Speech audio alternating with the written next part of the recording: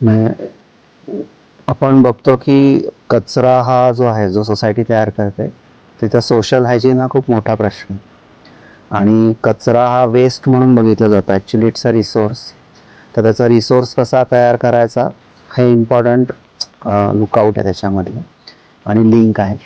Second की कचऱ्याचं व्यवस्थापन करणं हे शहरी लोकांचं काम नाही आहे असं वाटतं. मग टेरेस फार्मिंग, टेरेस गार्डनिंग हा एक इनिशिएटिव्ह आहे, पण तो कॉन्शियस लोकांसाठी, म्हणजे ज्या प्रमाणामध्ये वेस्ट तयार होतो त्याचं एक सोल्युशन अपेक्षित आहे.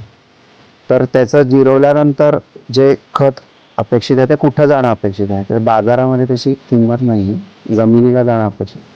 कुठल्याही प्रकारची शेती करायची ठरवली तरी जमिनीमधलं ऑर्गॅनिक मॅटर हा खूप इम्पॉर्टंट आहे. त्याशिवाय कुठलीच प्रकारची शेती फ्रुटफुल नाही, आणि त्याला कॉम्पेन्सेट करण्यासाठी हा रिसोर्स म्हणून उपलब्ध होतो. लोक जे आज अन्न तयार केल्यानंतर कचरा निर्माण करतात, फूड वेस्ट, तो ॲज अ ऑर्गॅनिक मॅटर म्हणून परत जमिनीत जाणं ही मोठी लिंक आहे.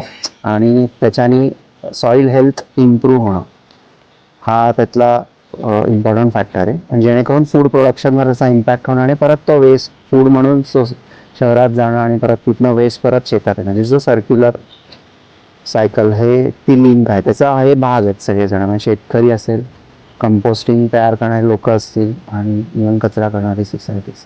Is it is reconnected and recycled.